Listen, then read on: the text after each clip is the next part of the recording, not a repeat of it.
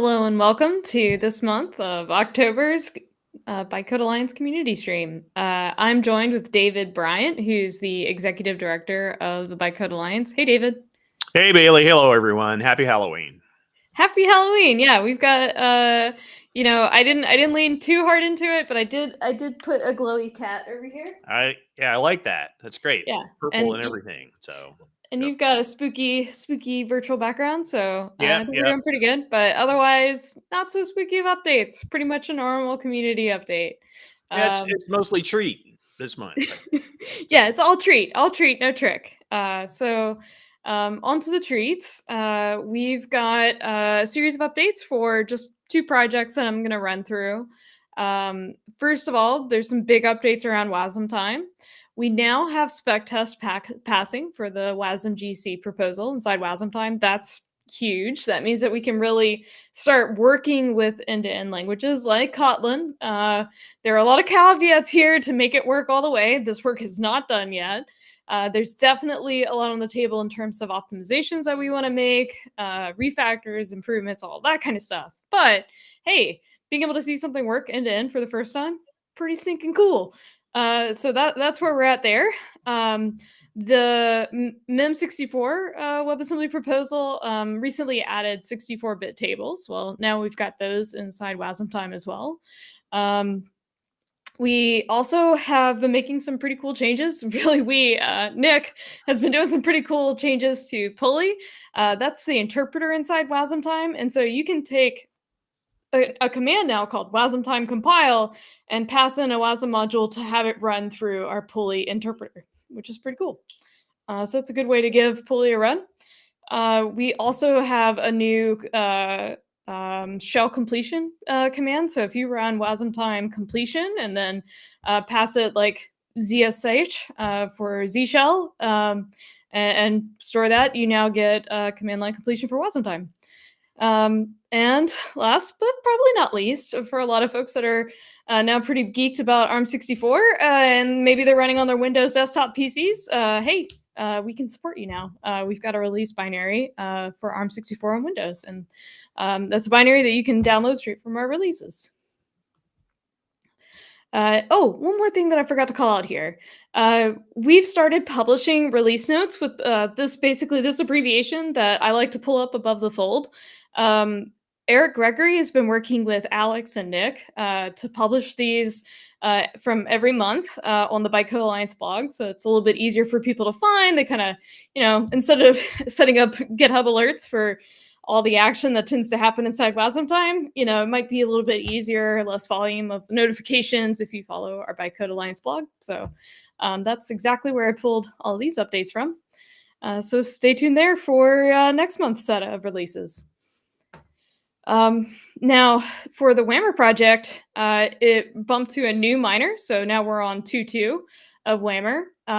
It added support for multi-memory proposal, which is pretty cool. In their classic interpreter, they have a new backend for WASM. There were some expansions to APIs. I saw there's a lot of activity around in the debug space, which I thought was pretty interesting. I haven't given it a try myself yet. And then similar to what WASM time did, the table 64 extension was also added to the different compilation modes. Now, there's a ton more inside the enhancements and fixes inside this release for Whammer, so definitely do go and check out those release notes. Now, these are just the two projects that I picked to highlight this month, and I'm expecting us to have many more, actually, once we go through this event roundup, and you'll see why, because guess what? It's conference season! And so we've got WASMCon 2024 coming up. David, do you want to talk about this one, since I think you'll be repping us there? yeah, yeah, sure. It is our second ever WASMCon. The first one was last September. We co-organized or helped co-organize with the Linux Foundation. Went really well. Hopefully, folks were there. We had a good time. A lot of great talks. So we're back again for year two, the 2024 version. This year, it is co-located in Salt Lake City with the Kubernetes conference. And so we're the Monday, Tuesday of the week. We do get the best part done up front that way. and a lot of the same approach from a program committee perspective, and call for proposals and papers and content. So there's a full 2-day agenda of talks and panels, and new things that have happened since WasmCon last year. A lot of the work that we've talked about here that have been going on in our communities. I was on the program committee. Great paper proposals, an abundance of topics all over the place, different domains, and looking forward to the program. All of the information is on the website there. The program is there, the schedule's there, more information about attending. Hopefully people have already made their plans. I think we're about 2 weeks out or a little under. But really looking forward to it. And to Bailey's point, a lot of folks have been excited about preparing and presenting material that we have seen here that folks have been working on, that projects have been working on. And so I think there'll be a lot of interesting things talked about at the conference, exhibited, and then we'll have a lot of that to also bring back and talk more about here. So. Yeah, I'll also be there in person. I think I might be emceeing one of the days, which will be fun. I've never done that before. I'm on a panel, so we'll be talking about security and the sandbox with WebAssembly. But there are just so many electric talks that I'm excited about. I thought about going through and like pulling up the schedule and walking people through it and like highlighting all the different various Bytecode Alliance projects, but that would be me just going through the entire schedule basically. So I'm not going to cherry pick any favorites, but I think every keynote looks phenomenal. And I'm super pumped about the deep dives that Alex and Joel and Roman are all going to give. So I don't think it's live streamed. I don't think so either. I don't think they'll live stream it. I don't know about any of the content that'll be recorded. So it's a good homework assignment for us to tap into all of that great Bytecode Alliance presentation and content, and then find ways to have those folks come here and share it all here. So in future community streams, we can bring a lot of that content, or even further updated versions of it, a little more inside the family kind of conversation here. So it will be great to try and do that as an action item. We'll also, for people who may be there, we will have a booth in the small sponsors area. So please, if you're there, come by, say hello, say hi in person. Rumor has it we'll have some stickers to give out. So in addition to meeting luminaries and like Bailey in person, we can load you up with stickers and information about what's going on elsewhere in the Bytecode Alliance. So. I've also seen David's handout, so go get a handout from David in person. That's correct. Yeah. What another thing that I think is kind of cool that's maybe worth shouting out is that WasmCon's co-located with CNCF KubeCon. I guess it's technically CNCF, the Cloud Native Con, and KubeCon. I think they kind of separated them out because it's all things Cloud Native now, in addition to KubeCon. But yeah, WASM's 2 full days, and then you get 3 days of KubeCon content. I don't know. And it's a good sort of recognition of the growth and interest in WebAssembly, because I mean in the past at KubeCon they've had just like a WebAssembly day as a sort of before the conference, or kind of to gate people in and cover off some specific areas of WebAssembly as part of that day. And now we're up to 2 days. We had such good success with WasmCon last year in Seattle that I think we had trouble getting content down to 2 days. There was a lot of it. So we'll see how things go. Look forward to next year too. Me too. All right. And there's another event that's coming up. You want to walk us through ways? Sure. So this was a new thing for us. IMEC, which is the Inter-University, hang on a second, I'll check. I know it's Microelectronics Center in Belgium, one of our member organizations. We were having conversations with them and about community and outreach and information and engaging people and sort of showcasing a lot of the good work that's happening broadly in WebAssembly everywhere.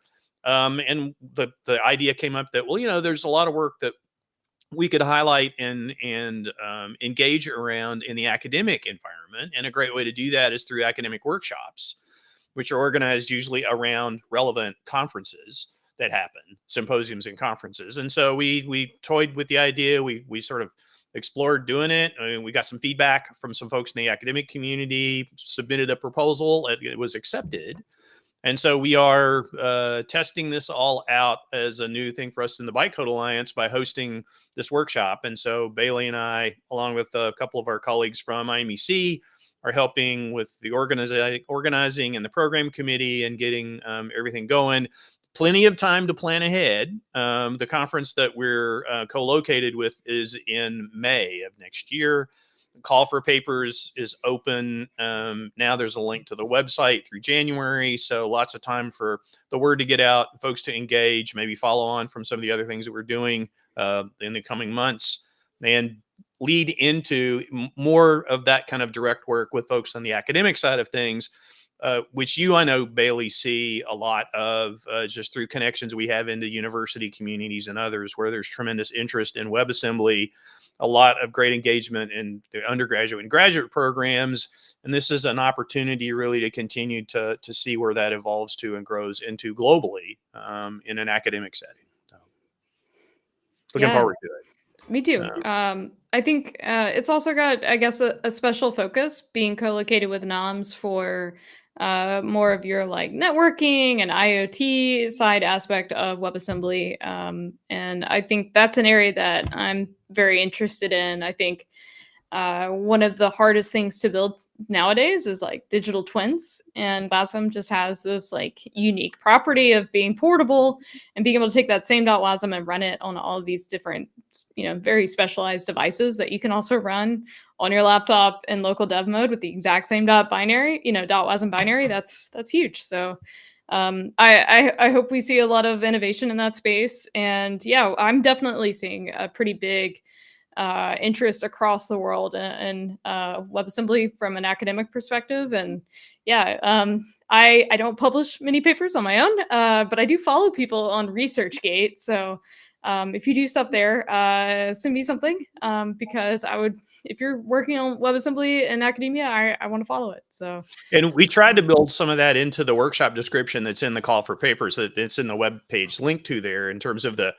intersection of topics with network management, but also in other areas that may be relevant or adjacent to that work, to try and give people more of an opportunity to get out and talk about what they're doing. So cool. So I think that's basically it for our events roundup. Now, there's something else that we've got coming up within the Bytecode Alliance that I thought would be good for us to chat over, and that is the upcoming Bytecode Alliance election. One, I had somebody ask me today that I've known in the community forever, and they were like, I didn't know the Bytecode Alliance had elections. So what are those? And we do not mean the type of election that you might be thinking of. This is not a political election. This is just for the Bytecode Alliance, and we will not stray from that. So given that context, David, what's the Bytecode Alliance election for? Sure. And it's actually a multi-part answer to that. So I'll try and get both of all the parts woven together. I think generally, Bytecode Alliance is an organization, very simple, very lightweight and lean. We don't have a lot of overhead or operating infrastructure, but we do have a few things that we want to make sure we maintain and encourage and invest in as a reflection of our member organizations and the work they're doing, and then the individual contributors that are so active in WebAssembly projects and technology. And so the structure of the Bytecode Alliance, you could, welcome to read our bylaws. They're fascinating. They're on the website. But in case you maybe don't want to do that, or you want to do that later, our operating model is really built around three primary things. There's our governing board, which is what provides sort of directional oversight and high-level operational oversight as a nonprofit. Some of these things we're obliged to do just in order to reflect and respect our nonprofit status. So there's a governing board that's made up mostly of members, representatives of our member organizations. And in answering your election question, I'll get back to that in a minute. Another piece of our operating structure is our technical steering committee. So the governing board sort of focuses on organizational, operationally kind of management-y things. And the focus of technical work is in our technical steering committee. So you'll see reflected in our bylaws, and there's a charter for it on our GitHub repo. we have a strong charter for the technical steering committee, again, to be made up of representatives that engage broadly across our member organization and all of our projects. And then the third piece of sort of our operating structure is the recognized contributors themselves. And so facilitated, sort of chartered by the board, facilitated by the technical steering committee, is this idea of recognizing contributions from individuals in the community and also giving individuals a way to contribute. I mean, it's great if you're an organization or a university or a company and you want to be an organizational member or whatever, but maybe you don't, that's not who you are. You just want to contribute as an individual. You're part of some of the many open source projects that are already underway. And so we have a strong component for participating for individuals. And the primary means for doing that is through our recognized contributor program. So we've got the board, we've got the TSC, and we have the recognized contributors program. And so there's some simple mechanisms in place for us to curate and maintain those structures. And so every year in December, we organize an election. And the election allows us to help make sure we give our members and our recognized contributors an opportunity to help us put people together that want to comprise our board, want to comprise our technical steering committee, and want to continue to help us to grow WebAssembly and our community of recognized contributors. And so let me make sure I get this right, in odd numbered years, we elect 5 member directors, representatives of our member organizations. We have 31 voting member organizations today.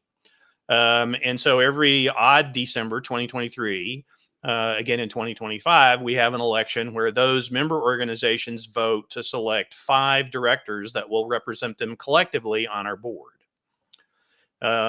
Every even numbered year, this being an even numbered year, our recognized contributors elect representatives on their behalf to serve on our technical steering committee and also to fill at-large director positions on our board. So draw a diagram, but I don't have a way to do that. So you have our member organizations voting on directors to serve on the board, and we have our recognized contributors voting to both elect members to serve on the technical steering committee, but also to represent the recognized contributors on the board. So in the end, we get representation from our members and from our recognized contributors on the top level board that governs everything that goes on in the Bytecode Alliance. And then we also get strong representation from our recognized contributors on the technical steering committee itself. And so that's the operating model. We have those elections coming up in December. This year will be election for 3 elected delegates from amongst our recognized contributors to serve on the technical steering committee, and 1 at-large director from amongst the recognized contributors or nominees from them to serve on our board. And our board is comprised of 8 people, 5 member director elected representatives, 2 at-large directors selected from amongst our recognized contributors, and then 1 director that represents the TSC director that serves on our board. So that's the 8. And Bailey happens to be our TSC director at the current time, having been elected into that position in our elections last December. That means our member directors on the board serve a 2-year term.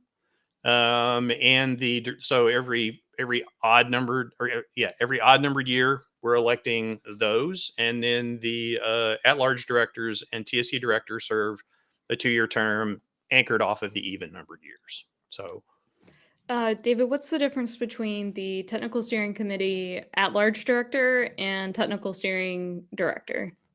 Okay, so good question. The technical steering committee at-large directors are elected from amongst the recognized contributors directly. And so as part of the upcoming election, we will put out a call for nominees. We'll ask all of our recognized contributors and member representatives to nominate candidates to serve as at-large director. And then amongst those nominees in the election proper, the recognized contributors will vote to select the 2 at-large directors, or the 1 at-large director. So again, the member directors the directors on the board the at-large directors are selected by the recognized contributors from nominees that come from the recognized contributors. The TSC director is selected by the TSC after it is organized in January every year. So one of the first things the TSC does in looking at all of the elected delegates and the delegates that represent our projects, our core projects, that TSC, the Technical Steering Committee itself, selects a director who represents them on the board. So the TSC director is selected from amongst the members of the TSC and represents the TSC on the board. The at-large directors, the two of them, are elected by the recognized contributors to represent the recognized contributors on the board. So we wind up with 5 member representatives on the board, 2 recognized contributor elected representatives on the board, and 1 selected from the TSC. Yeah. So today our 2 at-large technical or direct. What do we call those? Just At-large, directors. 2 at-large At-large directors, director. Okay. Till Schneiderite, and Pat Pat. Hickey. Yeah. Okay. So you've got 2, excellent engineers, and then basically the TSE, we voted, and then I became the technical steering committee director, so that I represented the TSE to the board.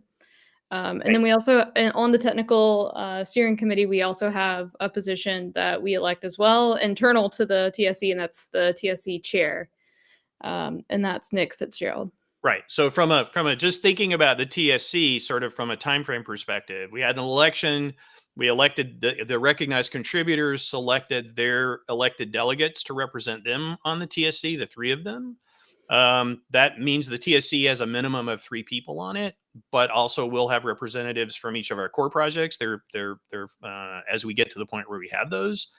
So the 3 people that comprise the TSC, you and Till and Nick, then selected a chair, which is Nick, and a TSC director to represent the TSC on the board, which was you.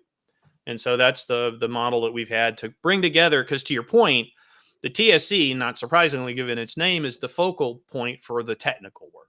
So overseeing the projects, reviewing and authorizing our special interest groups, a lot of the, you would say, day-to-day technical work that happens in the projects and across the contributions to the projects are really the TSC is the center for that activity. And we have over 100 recognized contributors. We like being able to engage out broadly into the community, have those recognized contributors have their work lead to the focus that we see through the TSC. So I think here are the key bits. We have recognized contributors. How do you become a recognized contributor? We keep saying that, but maybe we should define what that is. Well, yes, exactly. And it's easy, sort of. It's an open process, and so people can self-nominate. You'll find the instructions in our governance repo. Don't have a link, but github.com Bytecode Alliance governance. And you can self-nominate. So you submit a pull request on the governance repo, self-nominating as a recognized contributor. It's also fine to nominate other people.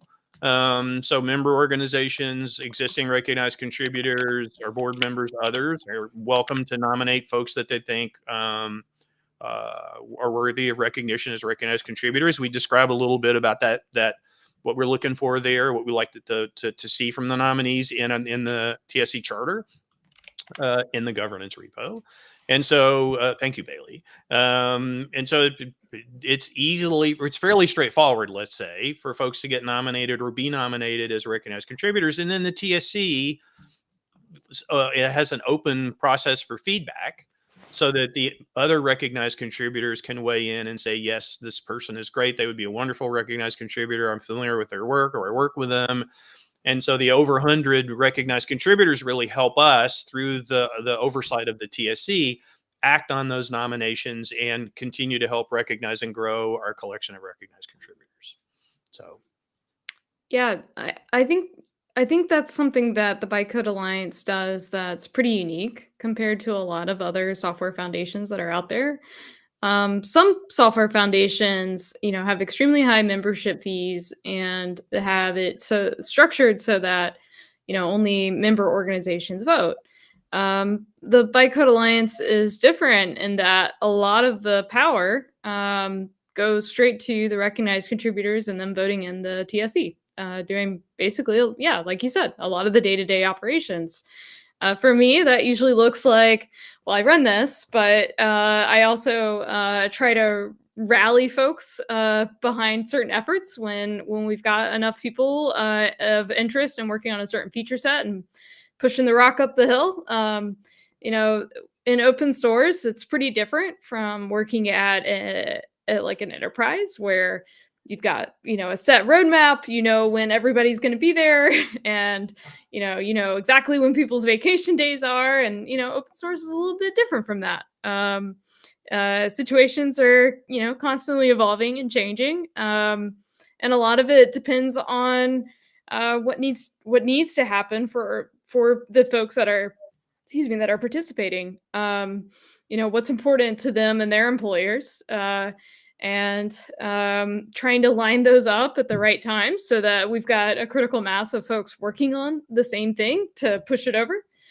Because you can work in the void, but the reality is that open source software is basically the world's largest multiplayer sport, and you got to be playing together to be successful.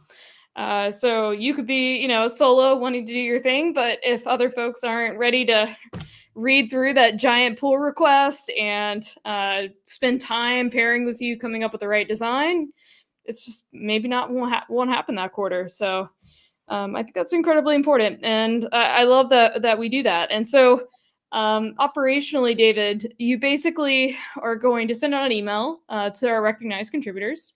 They're going to find out that these elections are going to be happening very soon, and then they'll use a tool to vote, basically, and they'll have a list of people who have been nominated and are going to be Our on voting is all voting. done online. So we have a very straightforward mechanism for voting. All of our recognized contributors, we know who they are. Obviously, we keep track of them. We have a mailing list with all of them, and that's where I'll send out the announcement next week announcing that the call for nominations is opening. Nominations come in. We make sure that the people that are nominated are interested in the role and want to do it, so that no one gets surprised that they're nominated. And then the election is conducted online. So we use an online voting tool. We rank choice voting. The people register. Our recognized contributors will register and they'll vote online. And we don't know the result. We don't know who votes, or we don't know how they vote. We just know the results. And then we take that information. The election will run over the course of November and December. We will know the results the week between Christmas and New Year's, and we'll announce the results as the first of 2025 rolls in. And our first board meeting in 2025 will be where the newly elected folks, in this case, the TSC, the new people in the TSC, and the new at-large director will actually be sworn in informally, and will start to serve. Okay. All right. Well, that sounds good. I don't see any questions in the chat. I think, I think you've walked us through. Is there anything else that we didn't cover here that I think, maybe folks would be interested in? No, but I actually did want to sort of second a thing that Mm, you said, which is that a couple of things that we tried. We're a very low barrier to entry kind of organization. We don't have high membership fees. We recognize that the great work that's happening in WebAssembly is happening through the efforts of companies engaged in this space and individuals, mostly volunteers. So we appreciate that most of these people are either doing it along as part of their day job, or they're doing it because they're volunteers. But in either case, the work that's happening is happening because it's out there in the community. It's not the Bytecode Alliance, pushing buttons and pulling strings and moving things and setting direction and making decisions. It's all good work that's happening in the community. It is the open source model, and we love it. And we want that to continue, and we want to encourage and nurture and invest in that in ways that recognize and support it. And that, I think, is why we have the models that we have, both for the structure of the board, for the recognized contributor program, for the way we nominate and elect people. And we really want it to be like, of the community, by the community, for the community. And that's the model. And so it takes a little extra sometimes when most of this work is run by volunteers in a community. You can't just tell people what to do, but I think we love the results that we get, and we see them in the quality of papers at WasmCon and others. And so, happy to continue to support this model. Happy to have questions if people want. They can catch me on Zulip or ping me.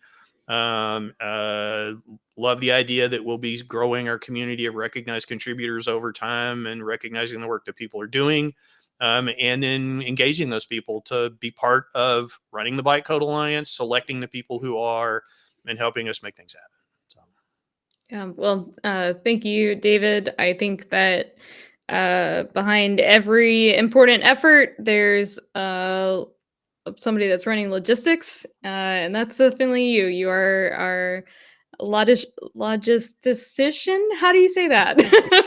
I can't say it on Executive screen. director. Yeah. Executive director. That's Yeah. that's better. Yeah. Yeah, that's exactly what you are. So thank you, David. I really appreciate you running it, and I think you do an excellent job. Thank you, and thanks for the opportunity to kind of go through all of this with people. It was great, given the timing and all, to have a chance to explain how we do things, and then see what questions and follow on people may have an interest in next steps. So thanks. Yeah, I figured, that your email would explain it all extremely well and then point to our bylaws, but, maybe Yeah, but maybe and I that save people a read through the bylaws. yeah, that's all. That'll go to maybe a limited number of people, and the more folks that know about who we are and how we work, the better.